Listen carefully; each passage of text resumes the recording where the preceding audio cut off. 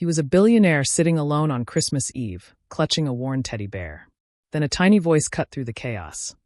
"Mister, are you lost too? What happened next will restore your faith in humanity." But before we dive in, if you love stories that touch the heart, hit that subscribe button and turn on notifications. Trust me, you don't want to miss what happens next. Now, let's begin. Frankfurt International Airport was drowning in chaos. It was Christmas Eve, and the terminal looked like someone had shaken a snow globe too hard. Travelers dragged suitcases with exhausted faces. Children cried. The loudspeakers barked out gate changes in 3 different languages. Outside the massive windows, snowflakes fell thick and heavy, grounding flights one by one. And in the middle of all that noise sat Vincent Hale. Perfectly still. Perfectly alone. He wore a charcoal coat that probably cost more than most people's rent, his leather briefcase resting beside polished Italian shoes. But none of that mattered, because clutched in his hands, almost hidden against his chest, was something that didn't belong in his world anymore. A teddy bear. Old. Faded. One button eye hanging by a thread. Vincent stared out the window like he was looking at a different life, a different version of himself that no longer existed. His fingers traced the worn stitching absently, the way you touch something when you're afraid to forget. That's when he heard it. A voice. Small. Fearless. "Mister, are you lost too?" Vincent blinked and looked down. Standing in front of him was a little girl, no more than 5 years old. She had wild curls escaping from beneath a bright yellow knitted hat shaped like a duck. Her cheeks were pink from the cold air conditioning, and she hugged a small backpack covered in rainbow patches to her chest. She tilted her head, studying him with the kind of honesty only children possess. "I can help you find your mommy," she said, completely serious. Vincent's throat tightened. He almost laughed. Almost said, "I'm not the one who's lost." But the words stuck somewhere between his heart and his mouth. Instead, he crouched down slightly, his voice softer than he'd heard it in years. "Are you the one who's lost?" Sophie nodded, still smiling like it was the simplest problem in the world. "My mom was right here," she explained, gesturing vaguely at the terminal. "Then she went to ask about our flight, and when I turned around, she disappeared." Vincent should have called security immediately. He should have followed every logical protocol his organized mind could think of. But then Sophie did something extraordinary. She held out her hand. Small. Pink glove. Pure trust. No hesitation. No fear. Just a child believing that people are good until proven otherwise. Vincent stared at that tiny hand, then at the teddy bear in his lap. And something inside him cracked open, just a little. He stood slowly, towering over her, and took her hand. "Okay," he said quietly. "Let's find her together." Sophie didn't walk like a lost child. She walked like a tiny detective on a mission, tugging Vincent through the crowded terminal with surprising determination. The sea of travelers parted around them, holiday chaos swirling on all sides, but Sophie kept her chin up, scanning faces with serious little eyes. "First, the sweet shop," she announced, pulling him toward a row of glittering storefronts decked in tinsel and lights. "That's where I saw the chocolate stars. My mom lets me have the gold ones."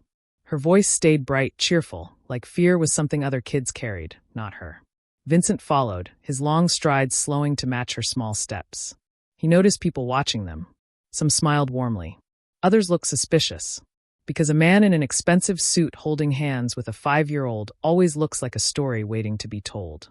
But Vincent didn't care. For the first time in 5 years, he wasn't thinking about meetings or money or the empty penthouse waiting for him back home. He was listening. Really listening. Sophie talked nonstop.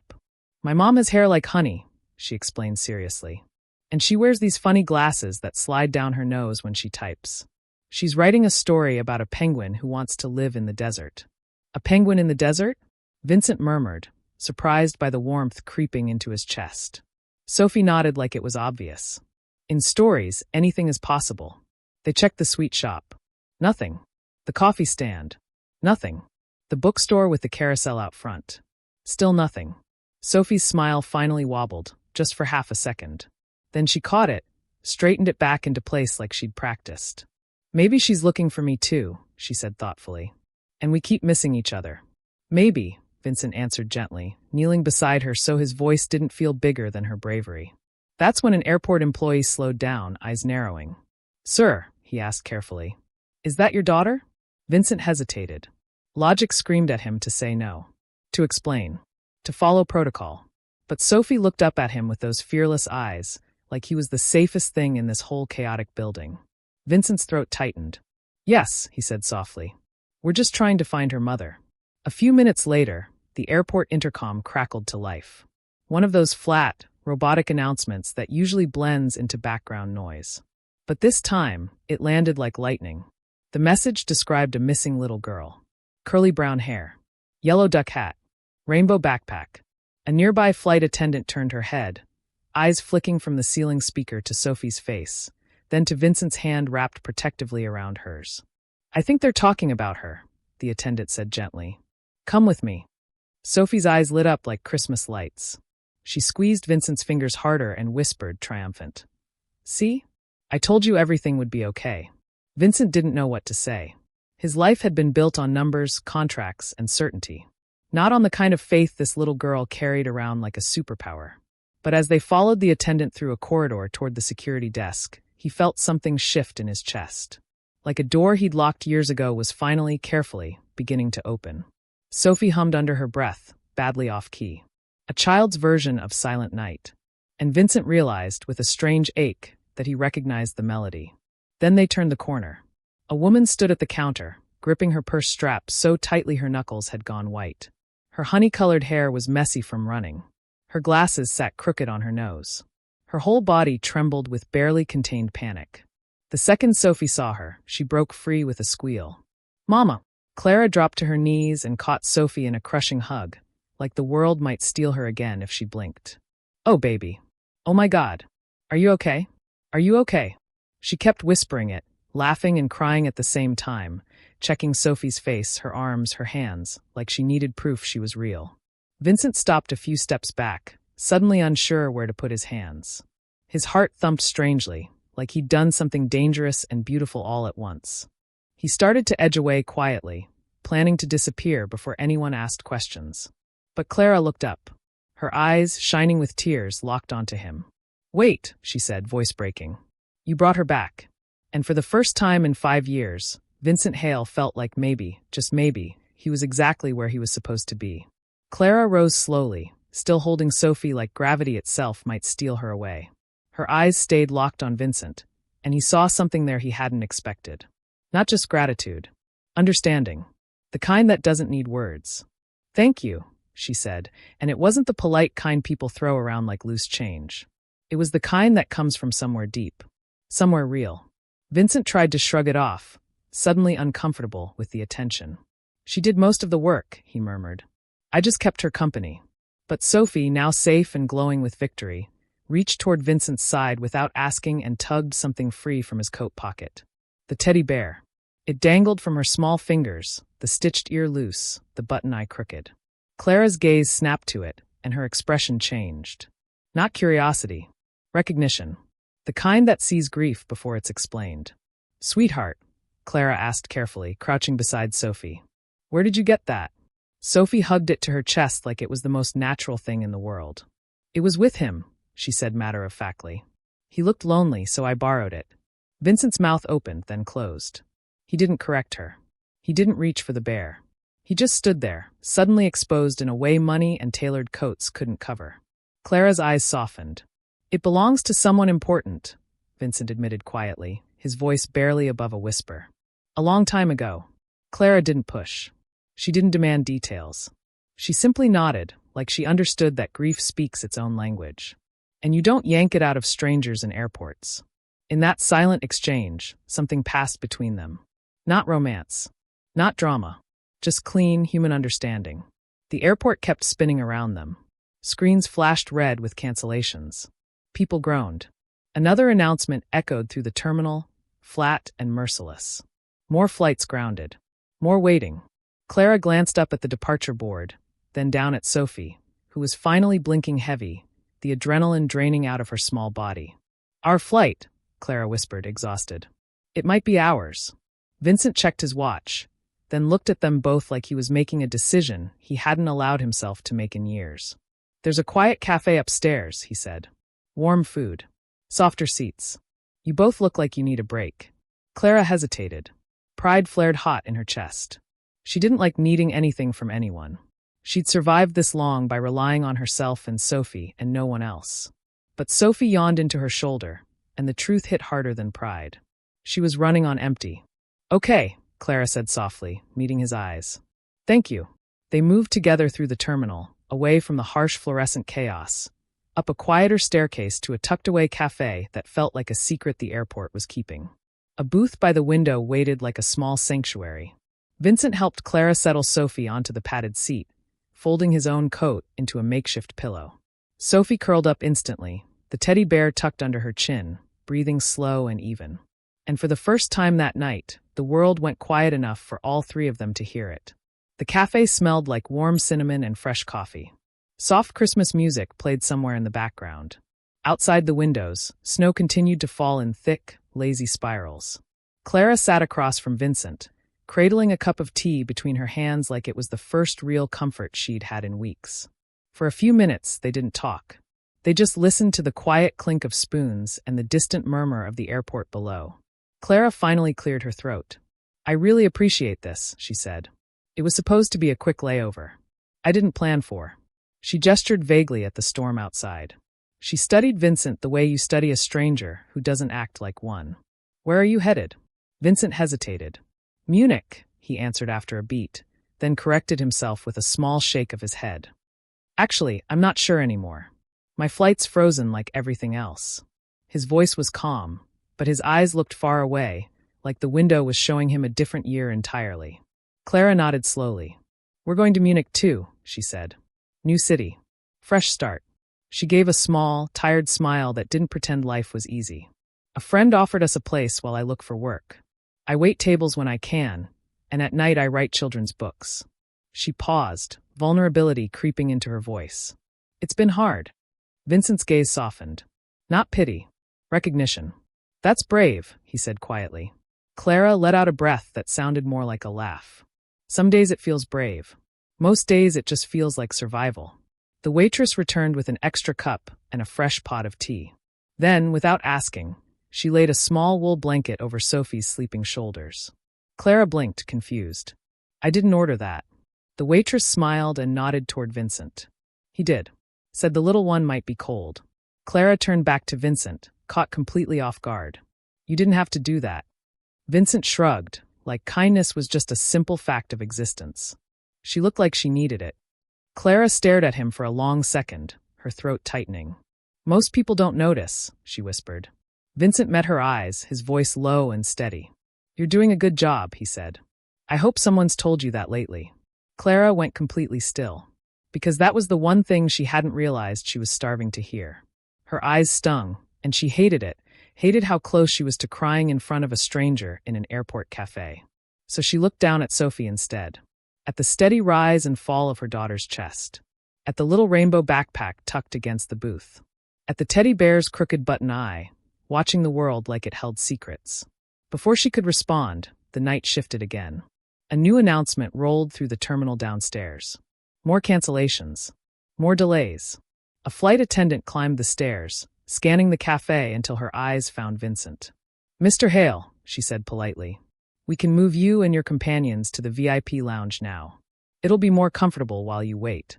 Clara's first instinct was to refuse. Pride snapped up like a shield. "Oh, we don't need." But Sophie stirred, half asleep, and mumbled into the teddy bear. Then she blinked up at Vincent with those fearless, trusting eyes. "You said there's hot chocolate there," she whispered. "With the little white pillows." "Marshmallows," Vincent corrected softly, a real smile flickering across his face for the first time all night. "Yes. I checked." Clara looked between them. Her daughter, who trusted goodness like it was a fact written into the universe. And this man, who kept offering kindness without collecting anything in return. She exhaled. "Okay," she said quietly. For her, the VIP lounge felt like a different planet. Warm lighting. Soft leather chairs. Calm voices.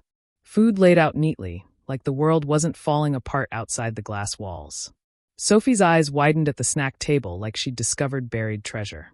Vincent handled the check-in with quiet efficiency, while Clara helped Sophie out of her coat, still trying to understand how a random Christmas Eve disaster had turned into this. They settled near the windows, where the storm still painted the runway in white. Vincent opened his laptop out of habit, tapped out a few emails, then paused. Sophie returned from the snack table carrying a cheap plastic checkers board like it was a crown. "We play," she declared, slamming it onto the low table between them. "And whoever loses has to tell a real secret." Clara groaned, smiling despite herself. "Careful. She always wins." Vincent closed his laptop fully. Deliberately. He set it aside like he was choosing a different life for the next few minutes. "Then I accept," he said, rolling up his sleeves. "But if I lose, you'd better be ready for the truth." Sophie wiped the floor with him. Not once. Twice. Vincent played well, too. He set traps, tried to lure her pieces, even leaned in with that calm focus he usually reserved for boardroom negotiations. But Sophie's tongue peeked out at the corner of her mouth, her little fingers moving with ruthless precision. When she captured his last checker, she sat back like a queen. "I win," she announced. "Now you tell a real secret." Clara covered her smile with her hand, half embarrassed, half amused. Vincent let out a short laugh, warm, surprised, like it had been sitting in his chest for years waiting for permission. "All right," he said, surrendering with theatrical seriousness. "When I was your age, I tried to teach my hamster to drive a toy car. It didn't go well." Sophie squealed with delight. Clara laughed out loud, the kind of laugh that shakes rust off your ribs. The second round started with Clara joining in. And somehow it didn't feel strange. 3 people in a VIP lounge, stuck in a storm, building a small island of normal. Sophie won again, of course. Clara sighed dramatically when it was her turn. "Fine. My secret," she said, her voice softening. "I used to be terrified to fly." Sophie blinked. "But we fly all the time." Clara shrugged, quieter now. "Yeah. I learned that being scared and being stuck can feel like the same thing." The words hung there, heavier than she'd intended. Vincent didn't rush to fill the silence. He just watched her, like he understood more than she'd said. Then it was his turn again. The third game. Sophie was setting up the pieces when Vincent spoke, his voice different now. Quieter. "Raw. I had a daughter once," he said. The room seemed to hold its breath. Clara's hand stilled. "She would have been your age, Sophie," Vincent continued, staring at the checkerboard like it held answers. "Her name was Anna. And her mother. I lost them both. 5 years ago. A car accident on a winter night just like this one." He touched the edge of the table, his jaw tight. "The teddy bear was hers. It's the only thing I have left that still smells like her." Sophie climbed off her chair without a word. She walked over to Vincent and wrapped her small arms around his neck in a fierce, fearless hug. The kind kids give when they mean it with their whole heart. Vincent closed his eyes. And for the first time in 5 years, he let himself feel it. Not the running. Not the hiding. Just the grief. And the gentle, unexpected comfort of being seen. Clara's vision blurred with tears she didn't bother to hide. Because some moments aren't meant to be neat or tidy. They're just meant to be true. Morning came slowly, like the airport itself was exhausted. The storm outside had finally eased, leaving the runways slick and shining under pale winter sunlight. The loudspeakers, still droning endlessly, carried a different kind of message now. Boarding gates reopening. Flights inching back to life. In the VIP lounge, Vincent Hale stood by the tall windows with a paper cup of coffee, watching the runway lights blink through thinning clouds. He looked the same, sharp jaw, calm posture, expensive coat draped over one arm. But something inside him had shifted. He wasn't hiding anymore. He was waiting. Then the announcement hit, clear and final. Flight 447 to Munich, now boarding at gate 22. Clara's body went still. She checked the boarding pass like she didn't trust the universe, her hands trembling slightly. It was theirs. Sophie blinked awake on the lounge sofa, rubbing her eyes, hair a beautiful mess. She was still clutching the teddy bear like it had always belonged to her. Clara started fastening Sophie's coat, button by button, with the quiet hesitation of someone who knows every button can feel like a goodbye. She turned to Vincent, her voice small but steady. "I'm not good at saying the right things," she admitted. "But thank you. For seeing us. For being kind without asking for anything in return." Vincent shook his head slowly, his eyes soft. "You never needed saving, Clara," he said. "But it was good to walk beside you for a while." Sophie tugged his sleeve, serious as a judge. "Will you be at the airport next Christmas?" she asked, eyes wide and hopeful. Vincent smiled, soft, not quite reaching his eyes. "I'll try," he said. Then he crouched to her level, meeting her gaze. "Thank you for letting me play checkers. And for teaching me that good things should be shared." Sophie didn't answer with words. She threw her arms around his neck in a fierce hug, the kind children give when they mean it with their whole body, their whole heart. Vincent closed his eyes for half a second and held her carefully, like she was something fragile and sacred. When she pulled back, she pressed something into his hand. The broken cookie, still wrapped in crumpled tissue paper. "You forgot this," she whispered. Vincent's throat tightened. He folded the tissue carefully and slipped it into his wallet, right next to his credit cards and business cards. An artifact. A promise. A reminder that kindness can be real. They left for gate 22. Clara carried Sophie's backpack. Sophie carried the teddy bear.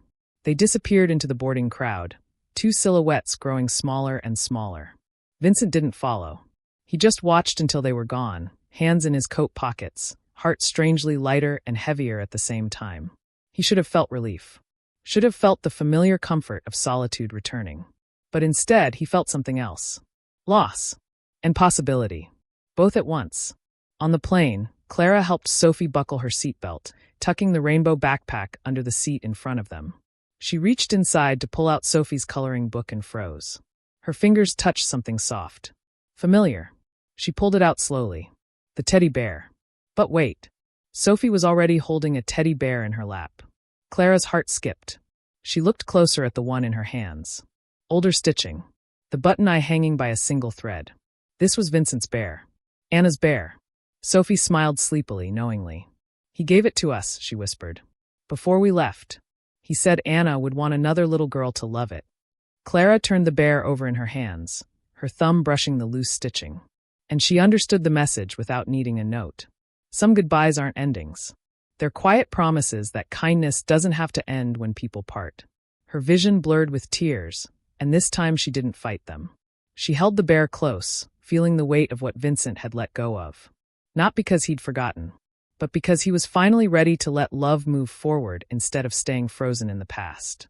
Back in Frankfurt, Vincent's penthouse should have felt like home. Floor-to-ceiling windows overlooking the city. Minimalist furniture. Expensive art on the walls. Everything in its place. But when he walked through the door that night, the silence didn't feel peaceful. It felt loud. Deafening. For 5 years, he'd filled the space with work, with meetings, with anything that kept him from feeling the emptiness. But now, after one night in an airport with a little girl and her mother, the emptiness had a name. Loneliness. He set his briefcase down, loosened his tie, and stood in the center of his living room, staring at nothing. Then he did something that would have shocked the old version of himself. He opened his laptop, stared at a blank email, and typed a subject line that felt like stepping off a ledge. Bedtime stories. He wrote to Clara. Simple, human words. He told her he'd been thinking about Sophie's penguin in the desert, that he'd laughed out loud remembering it, alone in his apartment, and it was the first time he'd laughed like that in years. He told her she was a good mother, an amazing writer, and that the world needed her stories. No grand promises. No pressure. Just a door left slightly open. He hit send before he could overthink it. The reply came 3 days later. From a small kitchen in Munich, where Sophie was asleep nearby, the teddy bear tucked safely beside her pillow. Clara thanked him for the kindness, for the checkers game, for seeing her when she felt invisible. She told him Sophie asked about him every day. And she attached something. A manuscript. A story about a little girl lost in an airport who found everything she didn't know she was looking for. Vincent read it in one sitting, his coffee going cold beside him. It was beautiful, raw and hopeful and true. And when he finished, he sat back and stared at the ceiling, feeling something he hadn't felt in 5 years. Purpose. He forwarded the manuscript to a publisher he trusted. A woman who owed him a favor and had an eye for stories that mattered. He didn't tell Clara. He just waited. 2 weeks later, Clara was washing dishes in her tiny Munich apartment when her phone buzzed. An email. From a publisher she'd sent her work to months ago and had given up on. "We'd love to publish your book."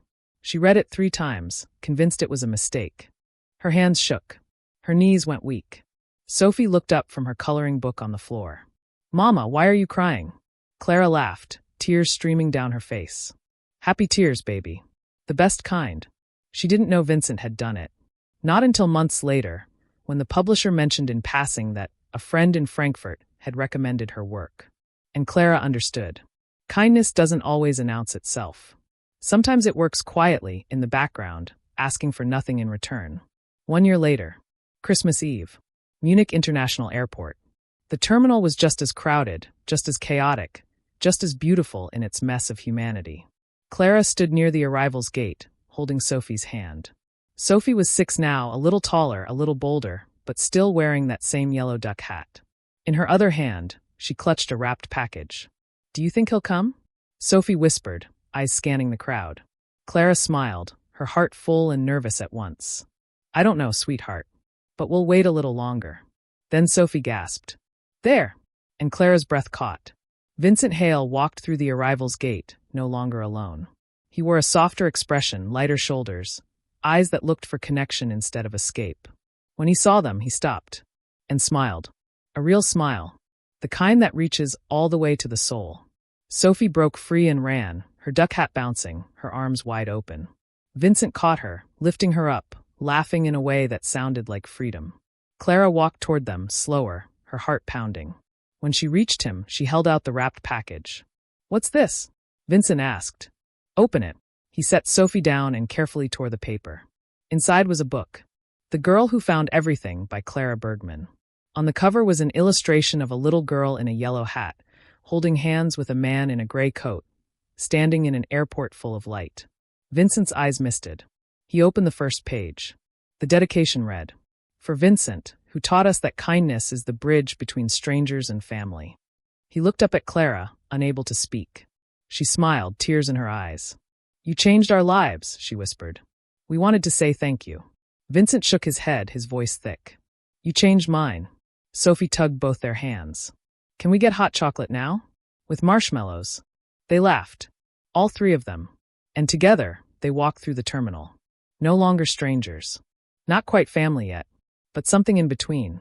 Something built on one moment of kindness that rippled forward into forever. Because sometimes, the miracle isn't the storm ending. It's one person choosing gentleness when no one is watching. And that gentleness quietly, powerfully changing everything. So let me ask you this. Have you ever met someone who changed your life in just one moment? Maybe a stranger who showed you kindness when you needed it most? Drop your story in the comments below. I read every single one, and your story might inspire someone else today. If this story touched your heart, do me a favor. Share it with someone who needs to hear it. Someone who's forgotten that goodness still exists in this world. And if you want more stories like this, stories that remind us what it means to be human, hit that subscribe button and turn on notifications. Because every week we're here, telling stories that matter. Until next time, remember, choose kindness. You never know whose life you might change. See you in the next one.